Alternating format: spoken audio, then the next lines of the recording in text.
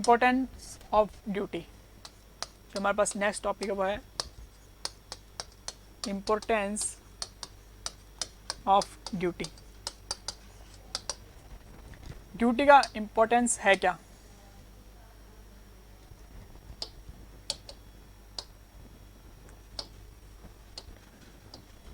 अब ड्यूटी का इम्पोर्टेंस है क्या? सपोज हमारे पास डिस्चार्ज की value, we know the discharge value and duty value, so we can calculate then how much area we can irrigate with the value of जो given discharge है, उससे हम कितनी वैल्यू को, कितना एरिया हम इरीगेट कर सकते हैं। तो फर्स्ट ये हमारे पास ये हो गया।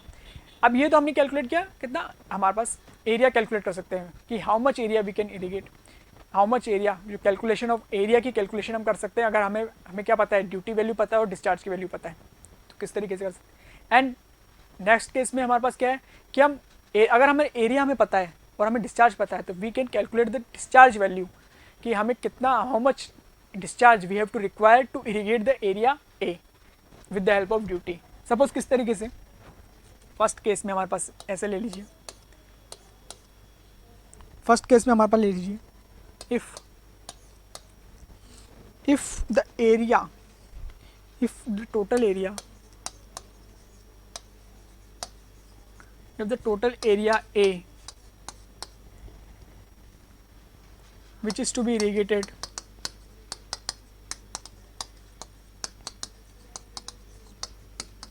irrigated is known and duty also known,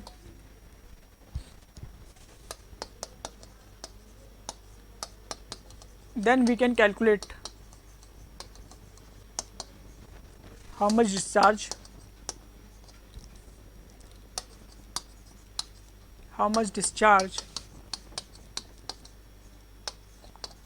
we have to required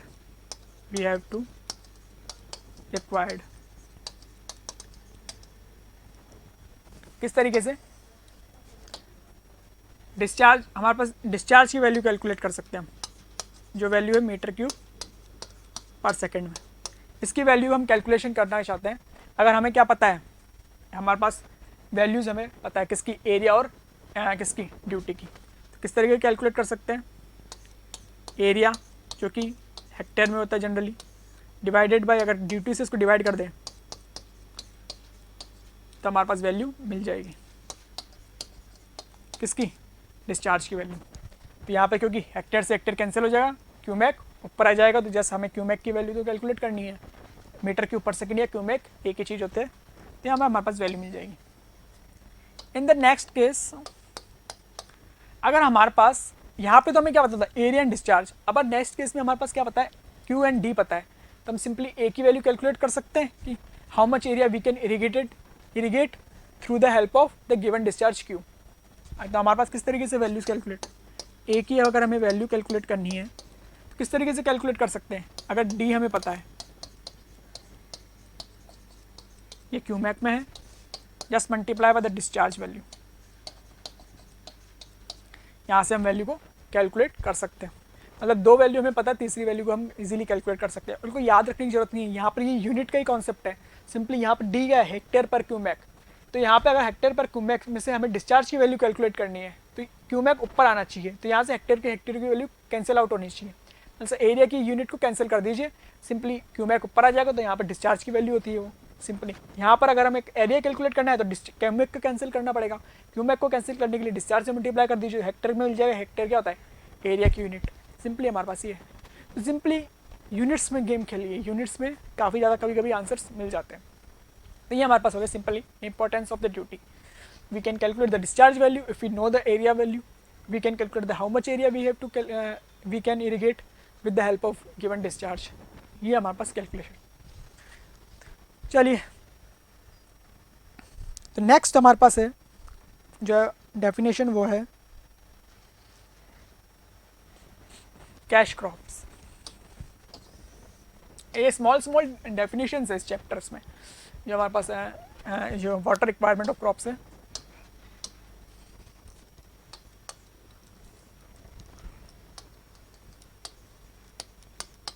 cash crops, अभी कैश क्रॉप्स होती क्या है, these are also called superior crops, जो हमारे पास हमने डिस्कस किया था कि कैश क्रॉप होती क्या है कि इसके डायरेक्टली हम क्या कर सकते हैं, यूज़ नहीं कर सकते। जैसे इसकी जो क्रॉप्स होती है जनरली क्या होती है, रेवेन्यू जनरेशन में काम होती है, जैसे टी हो गई, कॉफ़ी हो गई, शुगर केन हो गई। तो these crops are generally consider as a cash crops. We can not use directly, हम डायरेक्टली क्या इस क्रॉप्स को यूज़ नहीं कर सकते हैं। किसके आफ्टर कल्टीवेशन के लिए क्या होती है, ये क्रॉप्स भेजी जाती है, देन वहाँ से क्या होता है, प्रोसेस होता है, इनका प्रोड्यूस की जाती है, देन वहाँ पर इसका कह सकते हैं हम सिंपली ये कह सकते हैं कि जो बिजनेस में मोस्टली जो बिजनेस में कैश क्रॉप्स का क्या यूज़ किया जाता है, तो मोस्टली उसमें की जाती है। तो एग्जांपल यहाँ पर अगर ले हम, इसका जो एग्जांपल है वो टी, कॉफ़ी, जनरली इसके एग्जांपल सही है। These are called cash crops. ये डायरेक्टली क्या करती है, इनको दीज आर क्रॉप्स मार्केट में इनको सोल्ड किया जाता है डायरेक्टली कंज्यूम करने से पहले। Okay, these are known as cash crops. Cottons भी इसका एक एग्जांपल ले सकते हैं, कॉटन्स भी कह सकते हैं इसके एग्जांपल में। नाउ नेक्स्ट हमारे पास जो डेफिनेशन हुआ है क्रॉप रेशियो।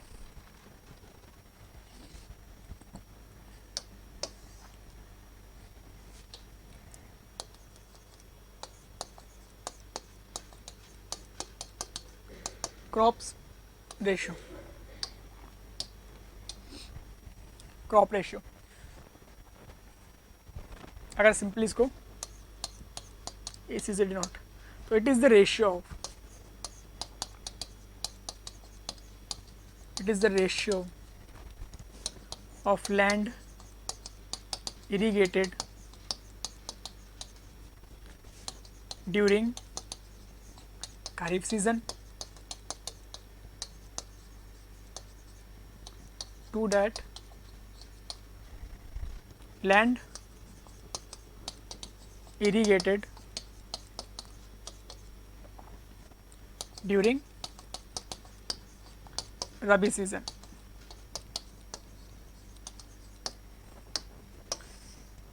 सिंपली हमारे पास जो क्रॉप रेशियो वो क्या है, it is the area which is irrigated during the kharif season divided by area irrigated during the rabi season. Okay, तो इसको बोलता है क्रॉप रेशियो। सिंपली हमारे पास क्रॉप रेशियो है। नेक्स्ट हमारे पास जो डेफिनेशन है वो है पैलियो इरिगेशन।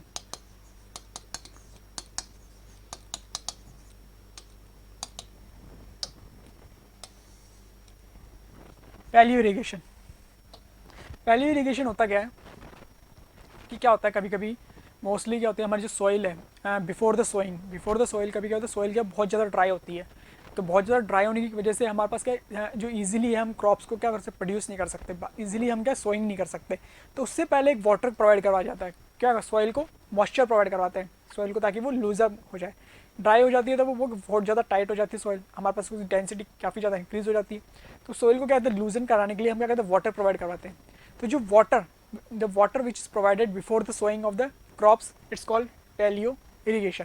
तो इसी को बोलता है पैलियो इरीगेशन कहा जाता है उसको। ओके, तो ये हमारे पास एक टर्म हो गया कि पैलियो इरीगेशन क्या है। सिंपली उसको किसे कहते हैं, जो हमारे पास इरीगेशन के करने से पहले किसी वाटर को क्या क्रॉप्स को सोइंग करने से पहले, क्रॉप को सोइंग करने से पहले हम क्या वाटर प्रोवाइड करवाते हैं टू द सॉइल को हम वाटर प्रोवाइड करते हैं, उसी बोलते हैं पैलियो इरीगेशन। अभी होता कब है, सिंपली जब हमारे पास जो जून टू सितंबर का जो हमारे पास सीज़न होता है वो क्या होता है, मोस्टली हॉट सीज़न होता है, वेरी हॉट सीज़न होता है।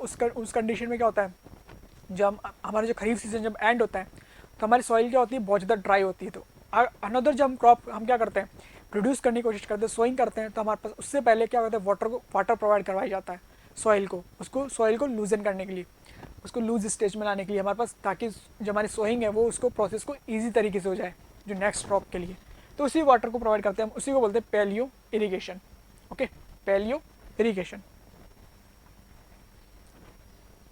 तो एक सिंपल सी डेफिनेशन होगी पैलियो इरीगेशन के बारे में।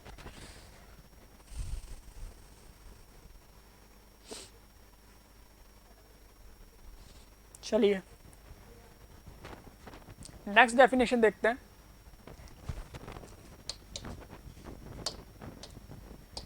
वो है कोर वाटरिंग। कोर वाटरिंग,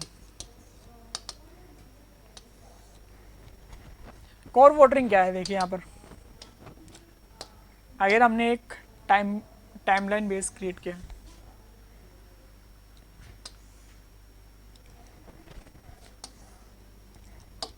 ये हमारे पास है सोइंग टाइम,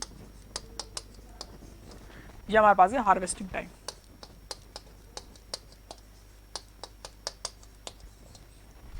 ओके, तो बेस्ड ऑन द एक्सपेरिमेंटल क्या है, ऑब्जर्वेशन के बेसिस पे हमें क्या मिला है कि होता क्या है कि कोर वाटरिंग के केस में कि जब हमारी जो हमारी क्रॉप्स है वो कुछ जब फ्यू सेंटीमीटर हाई हो जाती है, कुछ फ्यू सेंटीमीटर हमारे पास कुछ गेन कर लेती है हाइट को, उसके बाद में क्या होता है कि जो अमाउंट ऑफ वाटर का सबसे ज़्यादा रिक्वायरमेंट होता है, जो अमाउंट ऑफ वाटर का होता है रिक्वायरमेंट उसकी सबसे ज़्यादा होती है जब वो क्या होती है फ्यू सेंटीमीटर हाई हो जाती है। तो जब वो फ्यू सेंटीमीटर हाई हो जाती है, जो मैक्सिमम अमाउंट ऑफ वाटर जब प्रोवाइड किया जाता है उसी को बोला जाता है कोर वाटरिंग। ओके, तो क्या होता है सिंपली आप कह सकते हैं it is the maximum amount of water which is provided when the जो हमारी क्रॉप्स है it's gain few centimetre high. तो हमारी जो क्रॉप्स होता है, हमारी जो क्रॉप्स है हमारी जब फ्यू सेंटीमीटर हाई हो जाती है तो उसके केसेस में क्या होता है उसकी वाटर रिक्वायरमेंट मैक्सिमम होती है किसी ड्यूरेशन में, तो उसी को बोला जाता है जो वाटर उस समय प्रोवाइड किया जाता है उसको बोला जाता है कोर वाटरिंग। और ये किसके ऑब्जर्वेशन के बेसिस पे ये फाइंड आउट किया हुआ है। ओके, अगर इसको लिखना चाहें तो सिंपली अगर यहाँ पे हम प्रोवाइड करवा दें, यहाँ पे सपोज हमारे किसी टाइम ड्यूरेशन में यहाँ पर सबसे ज़्यादा वाटर रिक्वायरमेंट, इस पॉइंट पर हमारे पास क्या सबसे ज़्यादा वाटर की रिक्वायरमेंट है, maximum amount of water is required at this point. जब हमारे पास क्या है हमारी क्रॉप्स क्या दे फ्यू सेंटीमीटर हाई हो जाती है, फ्यू सेंटीमीटर वो गेन कर लेती है, तब हमारे पास मैक्सिमम अमाउंट ऑफ वाटर की रिक्वायरमेंट होती है। तो इसको कहा जाता है कोर वाटरिंग। जो वाटर प्रोवाइड किया जाता है उस ड्यूरेशन में उसको बोलते हैं कोर वाटरिंग। ओके, अगर इसको लिखना चाहें, it is observe that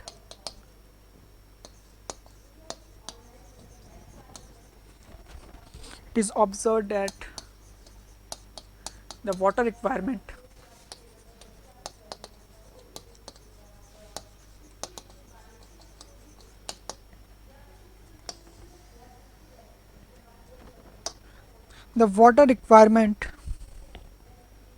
of crop is maximum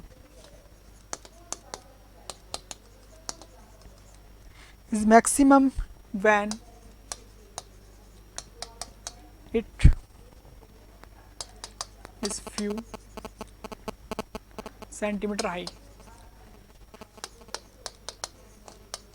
few centimeter high. This maximum water is called as core watering. Okay, कि जब हमारी क्रॉप्स फ्यू सेंटीमीटर हाई हो जाती है तो उस समय क्या होता है वाटर की रिक्वायरमेंट सबसे ज़्यादा होती है, इस ड्यूरेशन में जो वाटर प्रोवाइड किया जाता है उसको बोलते हैं कोर वाटरिंग। अब जितना अमाउंट ऑफ वाटर हमने प्रोवाइड किया है, total amount of water which is provided in the duration of core watering, it's called as core depth.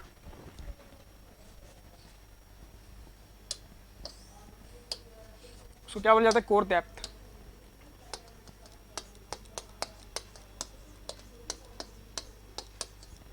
Core depth क्या है हमारे पास, सिंपली हमारे पास क्या हो जाएगी core depth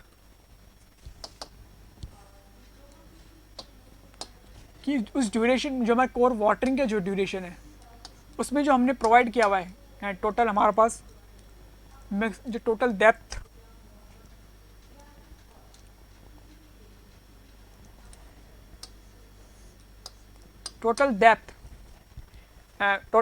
which is applied during the हमारे कोर वाटरिंग के ड्यूरेशन में हमने जितना अमाउंट ऑफ वाटर प्रोवाइड किया हुआ है उसको बोला जाता है कोर डेप्थ। ये उसी तरीके से है जिस तरीके से डेल्टा है, बट डेल्टा क्या है total amount of water requirement है डेल्टा तो during the through out the base period. But ये केसेस क्या होता है कि फ्यू सेंटीमीटर हाई होती है जब हमारे पास क्रॉप्स, तो उसके केसेस में वाटर रिक्वायरमेंट सबसे ज़्यादा होती है।